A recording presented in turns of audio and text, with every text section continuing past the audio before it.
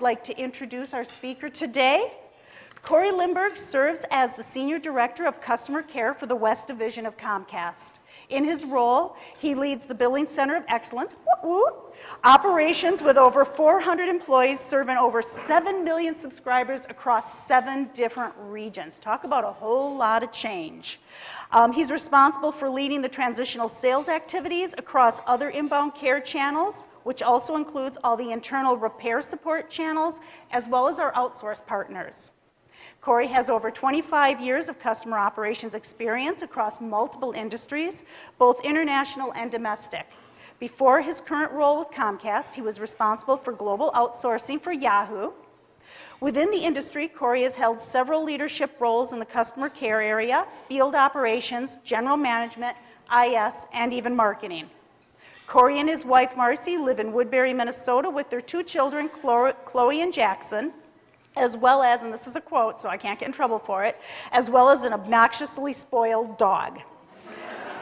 His spare time is dedicated to spending time with his family and his children while they still think he's somewhat cool. And he's an avid, bordering on rabid soccer fan and channels his love for the game through his 11-year-old son, whom he also coaches in the sport. Please welcome Cory. Thank you.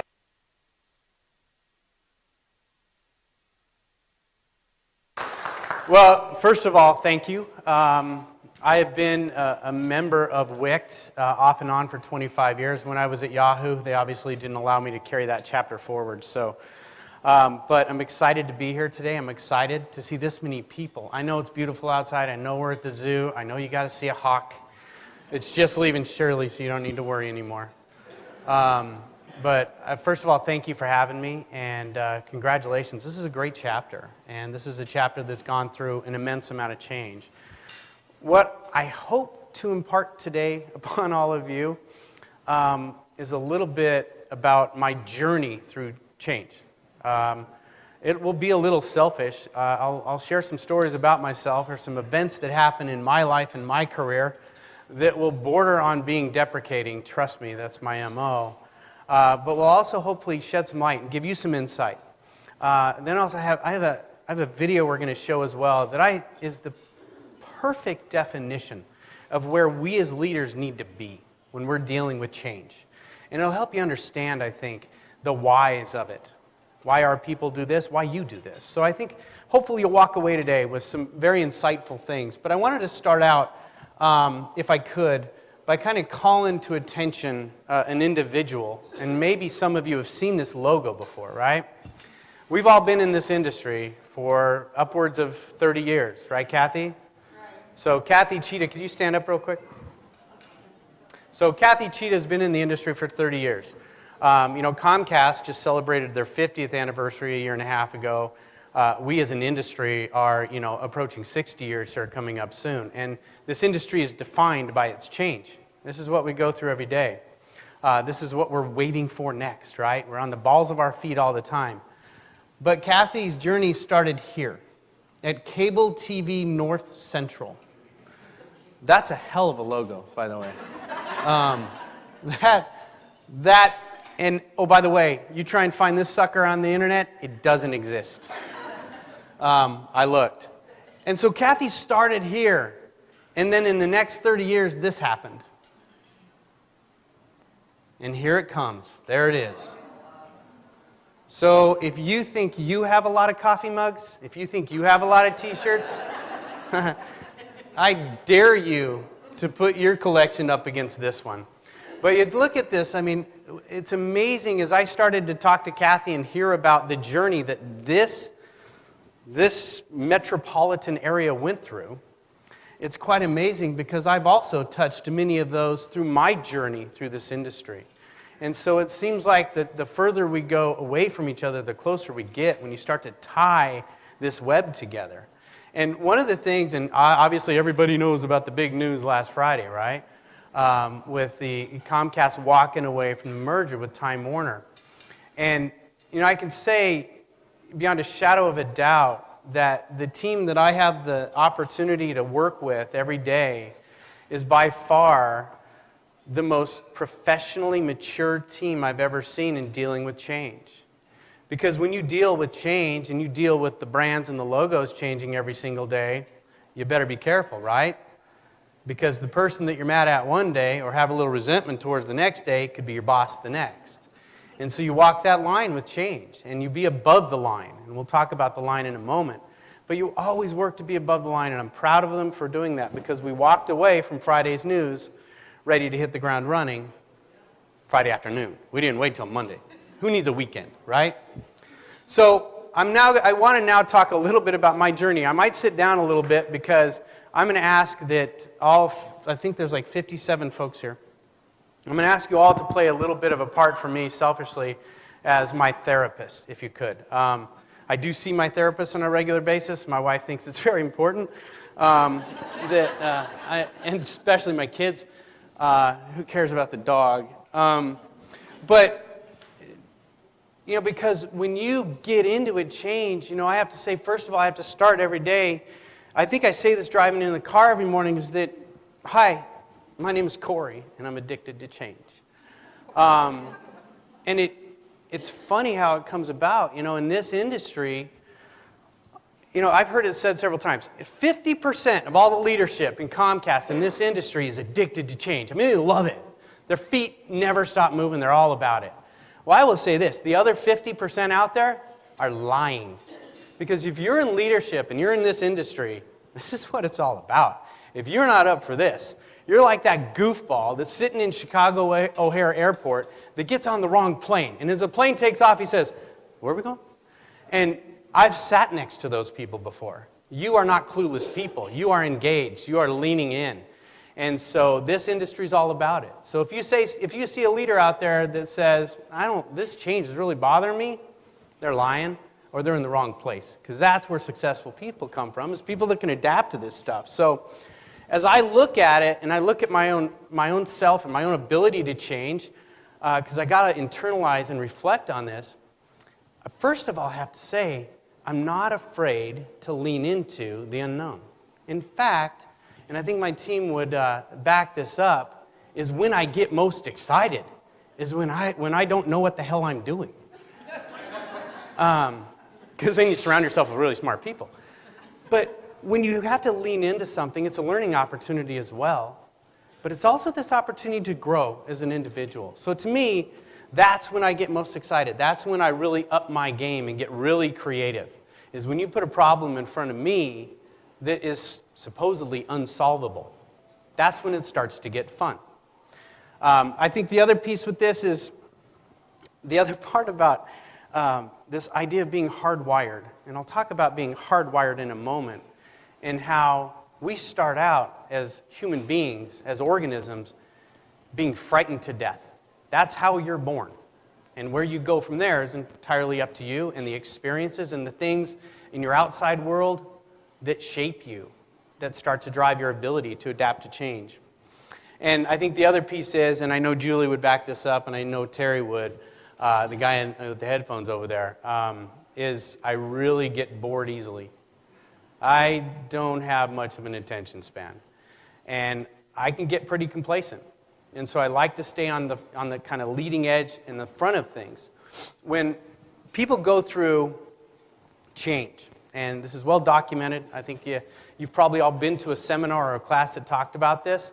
When you go through change, the first stage of change, some call it shock, right? Like, what the hell? Comcast is going to merge with who?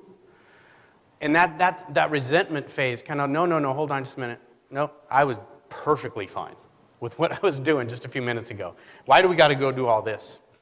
And then after a while, as you start to adapt to it, you go into the maintenance phase of change. Like, all right, I think I might be able to figure this out. I think I can adapt to this. I'm not going to go stand at the front of the line. I'm going to kind of see what happens out there. It's that kind of, I love change. You go first, though, right? You push. But then the last part is when you really start to celebrate it and really start to lean into the change. That's the exciting phase to me.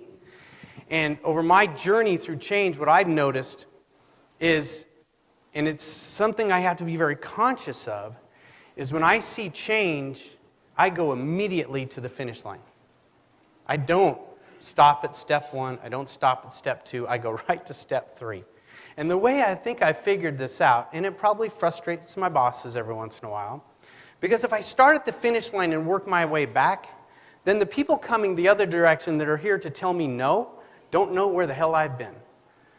So noodle on that for a while, right?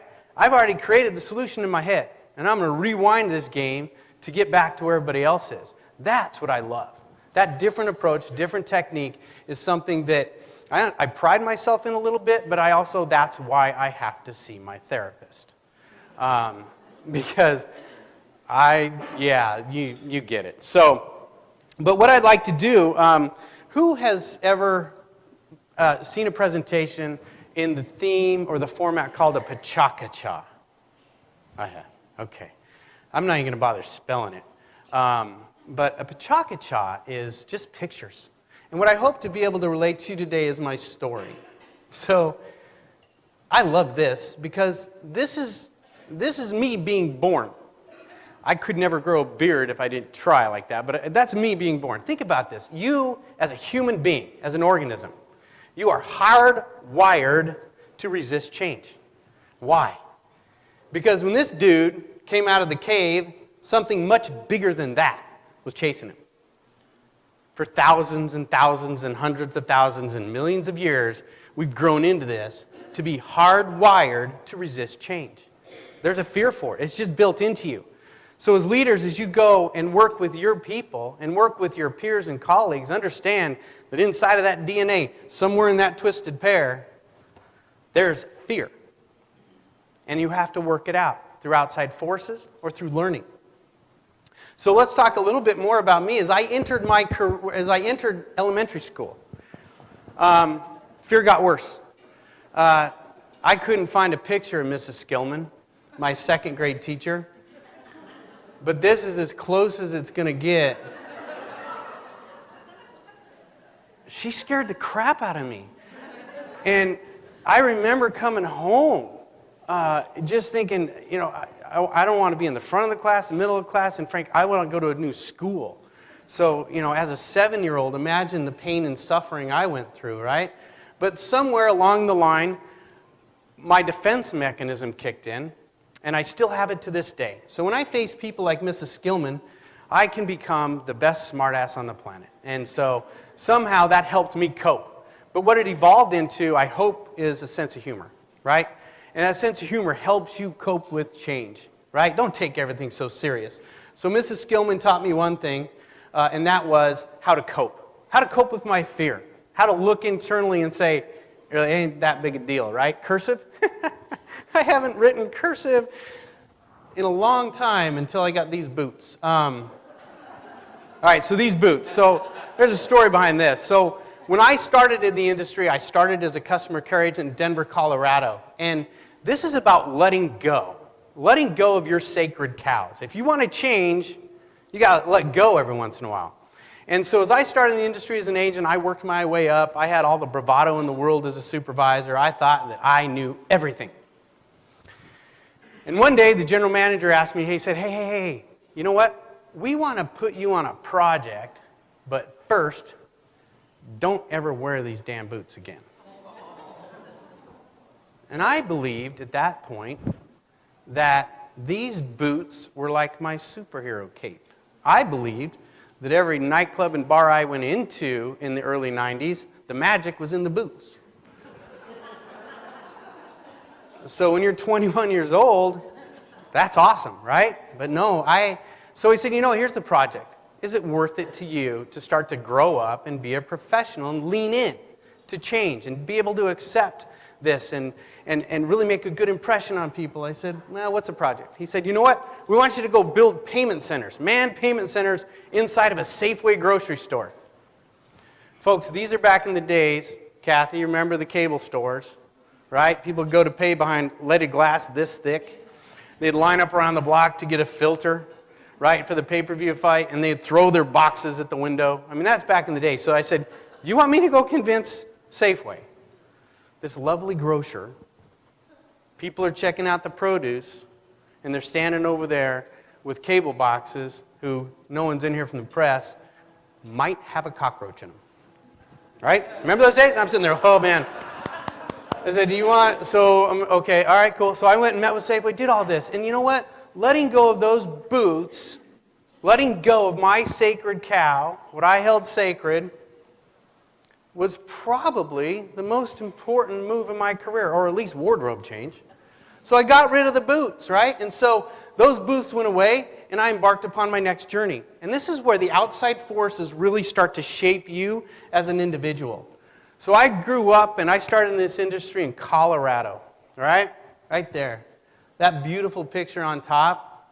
I was a small town boy. I'd never been to New York. The biggest city I'd ever been to was LA, and that doesn't count because I don't remember any of it. It was traffic. But I was asked, after successfully doing the Safeway project, if I wanted to go to Japan. I'm like, hold on just a minute.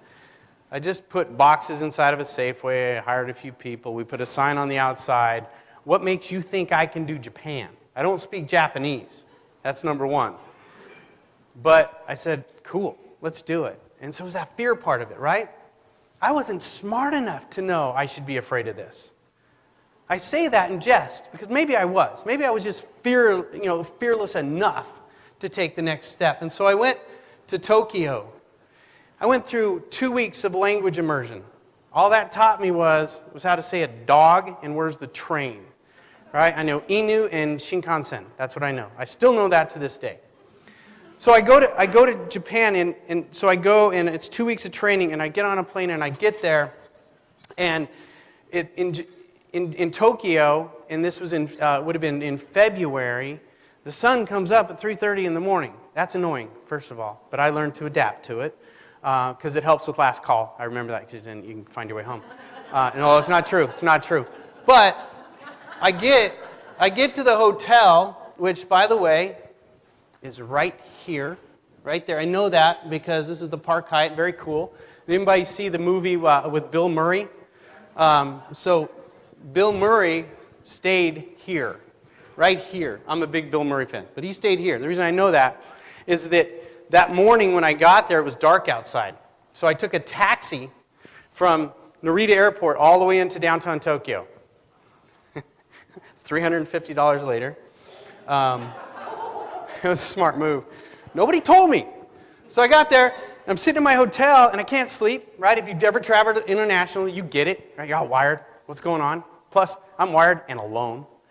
And I'm sitting in the hotel, and I get there, and the sun starts to come up. It's 3:30 in the morning. I'm wide awake, ready to go, right? I'm supposed to meet my boss in the lobby at 6.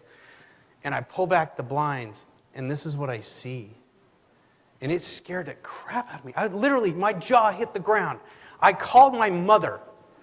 At this point in time, I'm 28 years old. I'm a man. It took me to my core. I was frightened to death. I look out that window like, all right. Mom, okay, here's the deal. I'm going to give it a little while. We'll see how things go. I'll meet my boss in the morning. We'll see how things go. And then it started. 6 o'clock in the morning, I'm in the lobby, and bam. And that's when my career took off. Because that first day that you learned how to ride the bike with no hands, remember that day? And it worked? You didn't get yourself all wrapped around the handlebars and do this? That was then. And then I brought back in my sense of humor again to kind of deal with what's going on around me. And so one of my favorite elements of Tokyo is something that I saw every day in the subway station. And it's coming. And if anybody claims that they named it, they're wrong. 'Cause I named this. This is called the Subway Pork Chop. Now, this guy right here, he's obviously okay with it, right? So, but what it helped me understand is that, this is intense. I'm one of just a few people seeing this every day. It's fun. Look at this. This is exciting. And when the doors used to open, people would pop out. It was that crowded. But I was making a name for myself. I was doing something that no one else was doing. I was on the cutting edge. Honestly, no one else gets this chance. So when you think about change, when change is impacting your life, those that lean in, those that take advantage of it, are the ones that get the opportunities, the ones that grow their career. So I saw this Japanese pork chop every single day. I was a pork chop occasionally too. It's called tonkatsu. in Japan. So if you've had katsu before, right? You've probably been to a Japanese restaurant. That's it. But man, I'll tell you what, I learned so much in my time there. And then after about 2.5 years, the banners started to change in the industry. AT&T was buying TCI. I thought, man, how cool is that? I want to go back. I want to go back to the U.S. And I want to go back in and show what a great leader I've become and a great person. So I flew back from Japan, landed in Seattle, Washington, and realized that in 2.5 years, the business had changed so much that I didn't know what the hell was going on. But I do want to relate a quick story about how I survived that. And it goes back to this guy right here. Does anybody know who this is? Now, I could sit in a room full of millennials, and they might be able to tell me. No, it's Burt Lancaster. Good job. So there's a little story about what I carried forward from Japan to survive my days back in the U.S., right? I was only gone 2.5 years. How could I really miss that much? But this guy isn't really the guy that formed my life. On my 3rd day in Japan, my boss picked me up from the hotel. We jumped on the bullet train. We shot down to Osaka because I was supposed to be the marketing manager for Osaka. I was going to be all that and a bag of chips in Osaka, right? So I get there, and I sit down in this tatami-style area. We're going to have lunch. We got there about 11:30, and all of a sudden, here comes this band of Sumitomo leadership, right? The leader, the CEO of Sumitomo for that area of Kansai, Japan, was a guy named Burt Shimizu. I've been there 3 days. I knew his real name wasn't Burt, but I was just brash enough to ask him, why Burt? And he's the CEO, and here I am, this arrogant kid. And he says, because I look like Burt Lancaster. I'm sorry, I did not have the heart to tell him. He didn't look like Burt Lancaster. Not at all. But he said something to me that is prophetic. And he knew I didn't speak Japanese. And he looked at me and he said, you know, we're partnering with TCI, the cable cowboys of America. And I went, yeah, okay, cool. We're going to show you how it's done. And he said, careful. Because our company, Sumitomo, is 3 times as old as your country.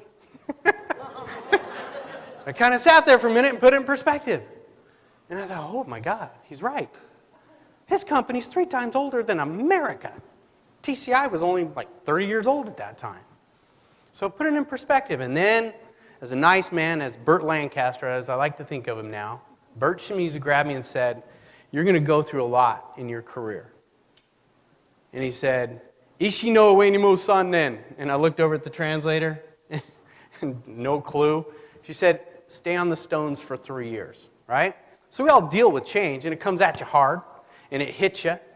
And then about 3 years later, you look back and think, that wasn't so bad, all right? I did it.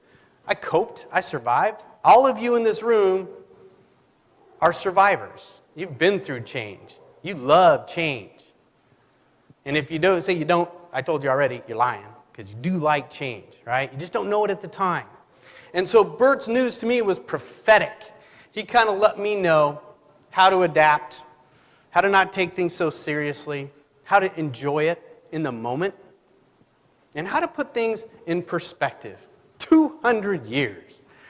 America's 200 years. Sumitomo, 600 years. And at that time, which is interesting, at that very time was the Sumitomo copper scandal. And if anybody remembers that, it was the largest scandal on the planet at that time. This is a trading company, Sumitomo. They were about set to lose $6 billion in 1998 on the commodities market for that, global commodities market. Now, you put that in perspective at that time, nothing rivaled it. Then it came back to the U.S., and Adelphia happened, and some other things happened in the industry, but it kind of started that chain of events, right? So that's Burt. And Burt, thank you, man. He looked nothing like that, I'm telling you right now. The other fascinating thing was, I'm in there in this corporate environment, and everybody's smoking cigarettes and drinking beer at lunch. I thought, oh, I nudged my boss. He's like, welcome to Japan, son. It wasn't that bad, trust me. But then I went on to Yahoo after several other years in the industry, And this is what another outside event that shaped me, not just professionally, but personally.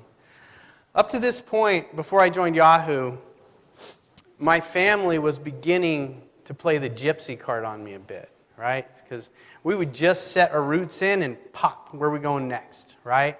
And to grow in this industry and to grow in this business, sometimes you got to move. Sometimes you got to relocate. And that's hard.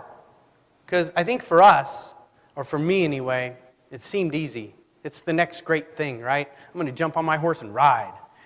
And there's my family back there saying, oh, hold on just a minute, don't forget about us. And there was a point in my life where I began to realize what's important and find that balance, and that's a change. And I think it's even made me a better professional by doing this. But this young man here, to me, symbolizes what change is all about. And it isn't easy, and sometimes it comes at a very high cost.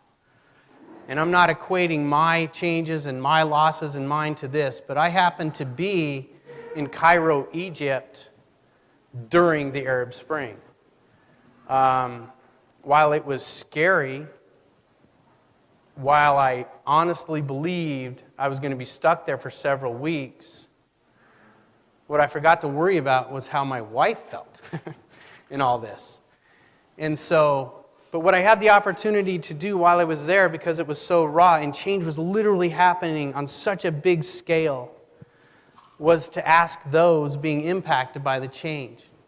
And it really begins to have you think about change in a different way, right? Change. Comcast, buying Time Warner. I'm going to be Charter. No Great Land. No Charter. No Great Land. These people are fighting for their lives in democracy. I was putting that in perspective. Because at the end of the day, I was still going to have a job, right? I'm still going to drive forward in this. But this allowed me to put things in perspective and realize what's important.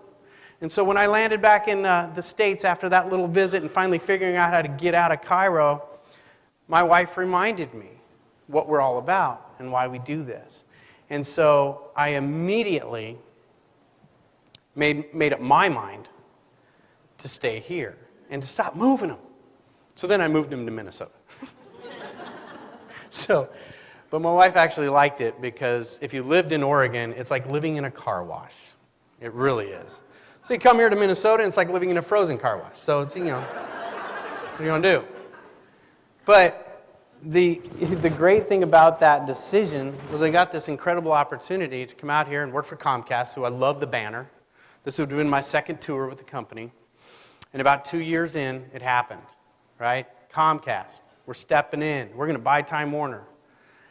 And I have to say that I think all of my life experiences, all the things that shaped me, all the things that I paid attention to, all the things that I reflect on every day at 3 a.m. when I stare up at the ceiling or I talk to my therapist, helped me and I hope helped my team through being an example to go through that. Because I think what's really important is not just to know where you are in change, but to know who's watching where you are in change, especially as a leader. So I have a video I want to show from the Conscious Leadership Group that I think puts a perfect stamp on this, on what change is all about and why you need to be aware of where you are in change. So I'm going to ask Terry to fire up this video. Location, location, location. Brought to you by the Conscious Leadership Group. Find them on the web at www.conscious.is.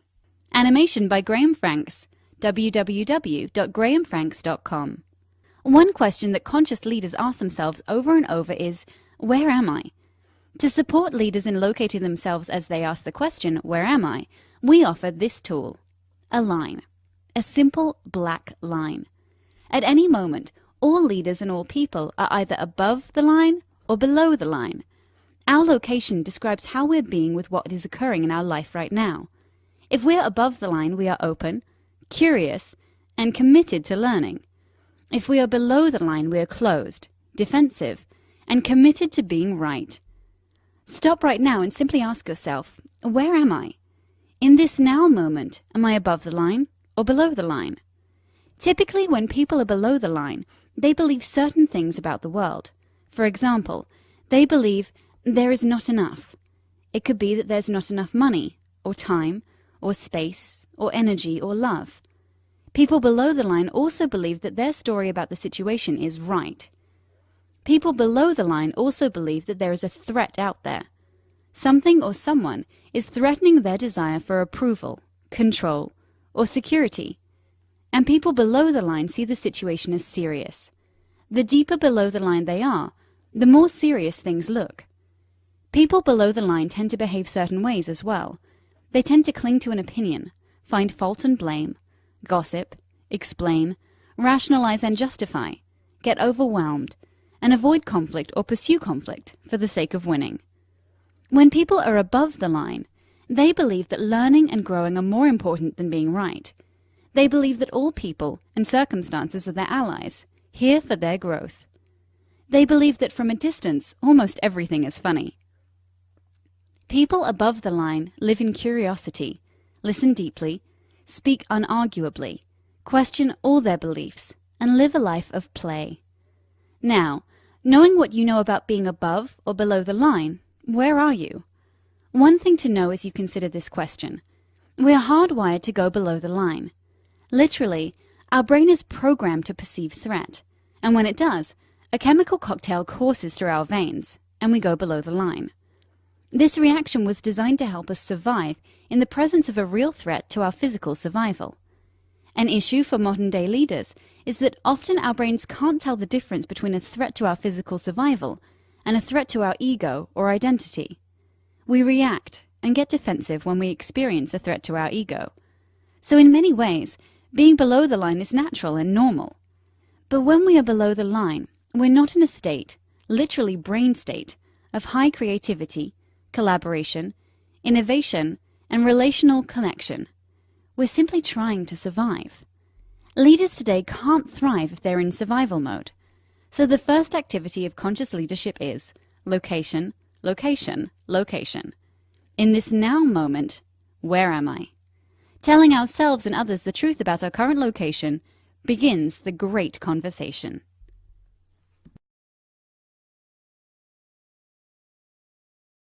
Through no matter what scale of change, or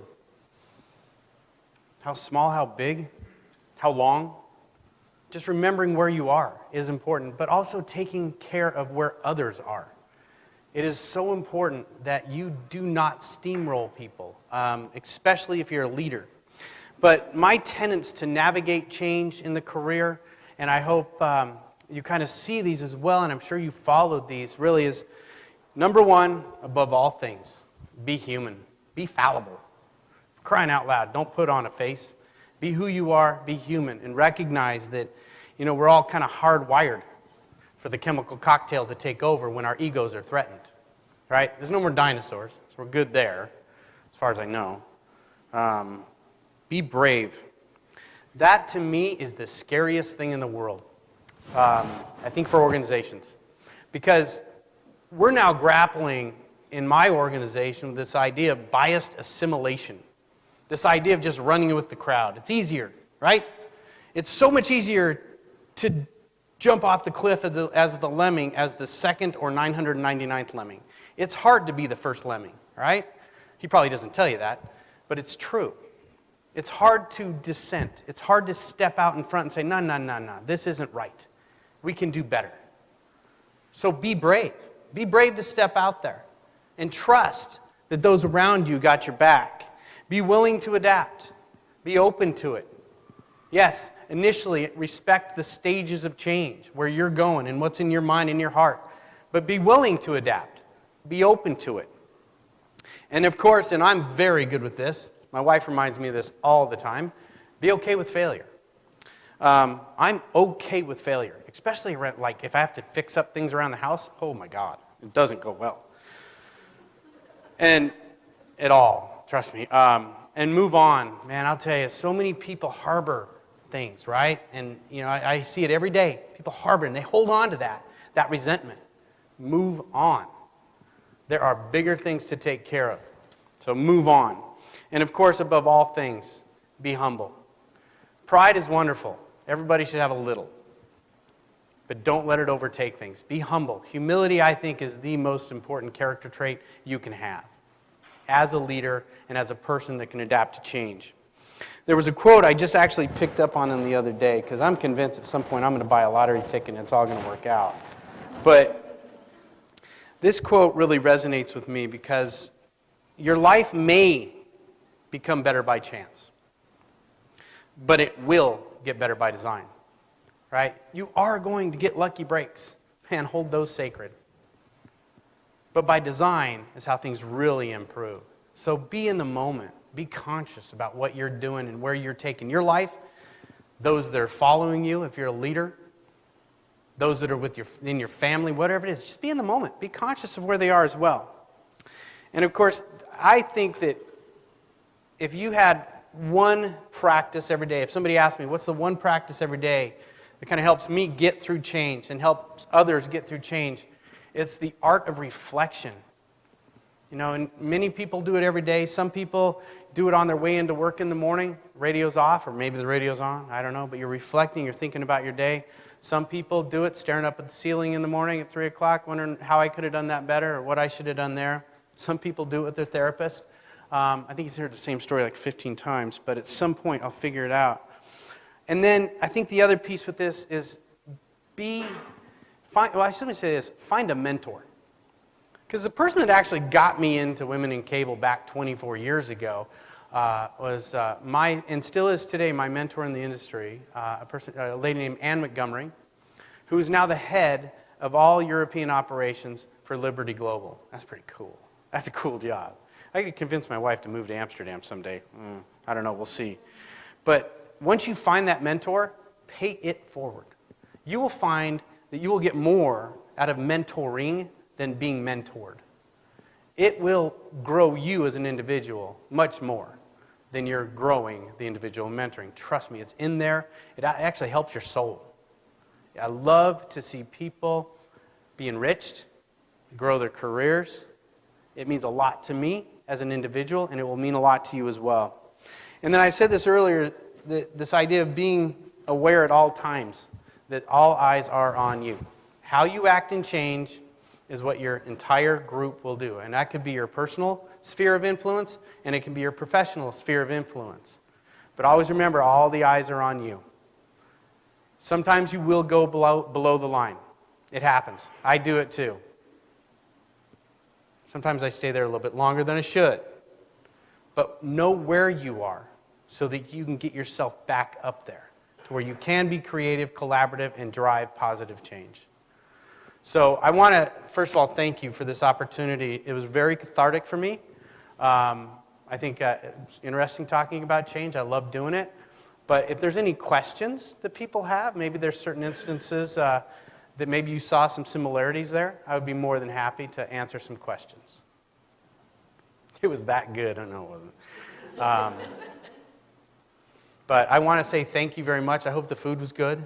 The company was great. Thank you for this opportunity. All right, have a great day. Thanks.